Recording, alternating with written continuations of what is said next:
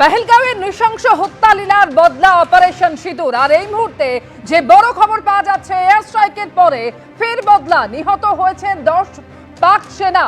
নিয়ন্ত্রণ রেখায় দিশেহারা পাকিস্তানের হামলা, আর তার পাল্টা জবাব দিল ভারতীয় সেনাও। ভারতীয় সেনার পাল্টা জবাব, যেখানে 10 পাক সেনার মৃত্যু হয়েছে। নিয়ন্ত্রণ রেখায় 12 ভারতীয় মৃত্যুর বদলা 10 পাক সেনার মৃত্যু। ভারত যে প্রত্যাঘাত করেছে তাতে কিন্তু সাধারণ নাগরিকদের টার্গেট করা হয়নি, টার্গেট করা হয়েছে জঙ্গি ঘাঁটিকে। আগের পর এক জঙ্গি ঘাঁটি ধ্বংস করা হয়েছে, কিন্তু পাকিস্তান বারবার ভারতীয় নিরীহ নাগরিকদের টার্গেট করেছে। যেখানে পেহেলগাঁওতে এর আগে আমরা দেখেছিলাম 25 জন নিরীহ পর্যটককে হত্যা করা হয়েছিল। আর পাকিস্তান কিন্তু সংঘর্ষ বিরতি চুক্তি লঙ্ঘন করে চলেছে অবিরাম। সীমান্তে ভারতীয় সেনা পাল্টা জবাব দিয়েছে, যেখানে 10 পাক সেনার মৃত্যুর খবর রয়েছে।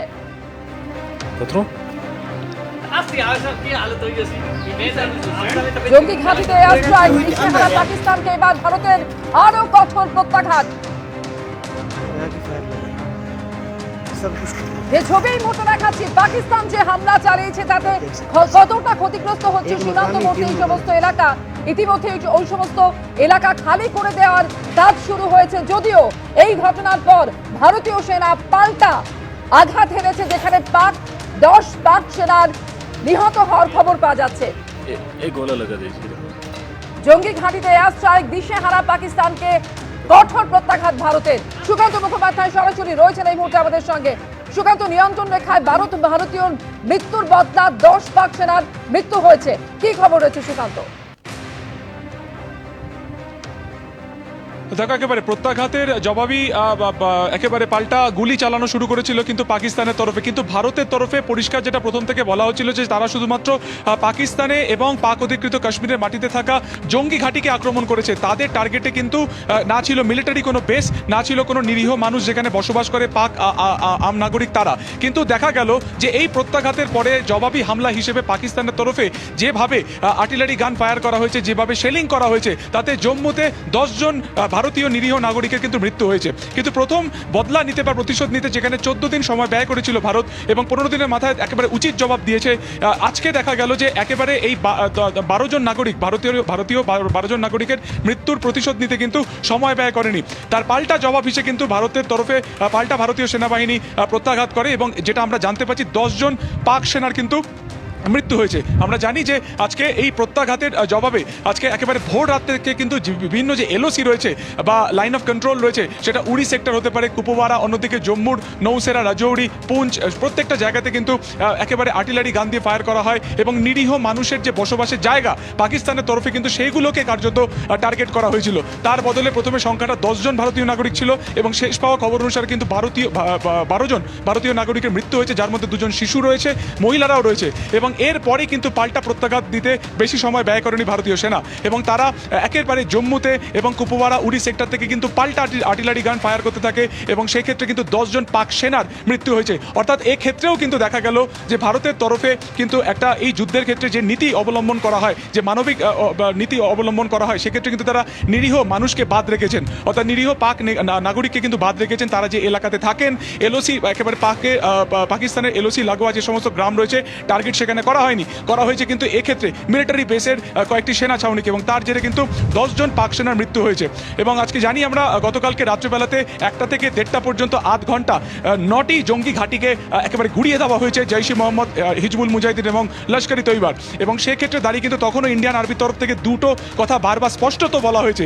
এক, যে তারা কোনো মিলিটারি বেস ক্যাম্পকে তারা টার্গেট করেননি, এবং দ্বিতীয়ত হচ্ছে পাক নাগরিককেও তারা টার্গেট করেনি, তারা শুধুমাত্র জঙ্গিদেরকে টার্গেট করেছেন। এবং সেই টার্গেটের জন্য প্রায় 900 জঙ্গি মারা যাওয়ার খবর কিন্তু এখনো পর্যন্ত পাওয়া যাচ্ছে। এবং তারপরে যেটা তোমাকে বললাম যে পাক আর্মির তরফে কিন্তু পাল্টা আর্টিলারি গান ফায়ার করা হয়, এবং 12 জন ভারতীয় নিরীহ নাগরিকের মৃত্যু হয়, এবং তার পাল্টা হিসেবে ফের প্রত্যাঘাত করা হয়। এবং ভারতের এই প্রত্যাঘাতের ভিত্তিতে কিন্তু সেনাবাহিনীর প্রত্যাঘাতের ভিত্তিতে 10 পাক সেনার কিন্তু মৃত্যু হয়েছে। একেবারে এখনো পর্যন্ত যা খবর, 10 পাক সেনার মৃত্যু হয়েছে ভারতের এই প্রত্যাঘাতে। গতকাল রাতে একটা 5 থেকে 1:30 পর্যন্ত মাত্র 25 মিনিটের অপারেশন, আর সেই অপারেশনে একেবারে একের পর এক জঙ্গি ঘাঁটি গুড়িয়ে দেওয়া হয়েছিল। 9টি জঙ্গি ঘাঁটিতে আঘাত আনা হয় এবং 25 মিনিটের অপারেশনে জৈশ লস্কর হিজবুলের 9টি ঘাঁটি ধ্বংস করা হয়। আর তারপরেও দেখা যাচ্ছে পাকিস্তান অবিরাম সীমান্তে সংঘর্ষ বিরতি চুক্তি লঙ্ঘন করে চলেছে এবং সীমান্তে বিভিন্ন জায়গায় হামলা চালানো হয়েছে, যেখানে 12 জন ভারতীয় মৃত্যুর খবর রয়েছে। যদিও তার পাল্টা প্রত্যাঘাত এনেছে ভারতীয় সেনাও। নিয়ন্ত্রণ রেখায় 12 ভারতীয় মৃত্যুর বদলা 10 পাক সেনার মৃত্যু হয়েছে। জঙ্গি ঘাঁটিতে এয়ার স্ট্রাইক, দিশেহারা পাকিস্তানকে একেবারে কঠোর প্রত্যাঘাত, কঠোর জবাব ফিরিয়ে দিচ্ছে ভারত। আরো একবার সরাসরি কথা বলবো, সুকান্ত মুখোপাধ্যায় রয়েছেন আমাদের সঙ্গে।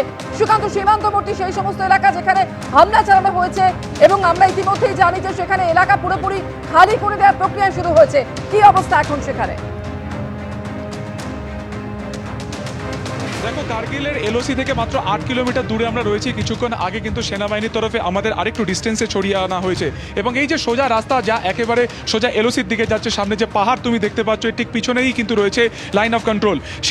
সেখানে 3টি গ্রাম রয়েছে। 3টি গ্রামের যারা সাধারণ নাগরিক তাদেরকে দূরে গতকালকেই সরিয়ে নিয়ে যাওয়া হয়েছিল। এছাড়া বাটালিক সেক্টর, অন্যদিকে দ্রাস সেক্টর যেখানে রয়েছে সেখান থেকে একই রকমভাবে কিন্তু সীমান্তবর্তী এলাকা থেকে দূরে সরিয়ে নিয়ে যাওয়া হয়েছে।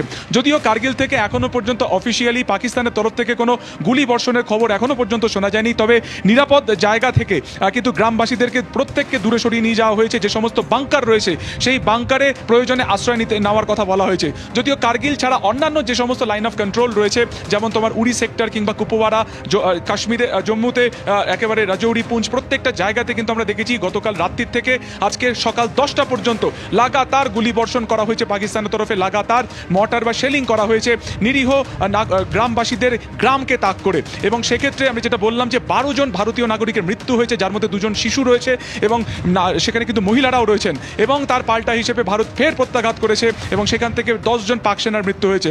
আজকে রাতটা অত্যন্ত গুরুত্বপূর্ণ, যেটা আমরা সেনাবাহিনী সূত্রে জানতে পারছি যে প্রত্যেকটা জায়গাতে তারা কিন্তু আজকে টহল দেবেন। প্রত্যেকটা জায়গাতে সেনাবাহিনী থাকবে, প্রত্যেকটা সেক্টরে তারা কিন্তু অতিরিক্ত বাহিনী সেখানে মজুদ থাকবে।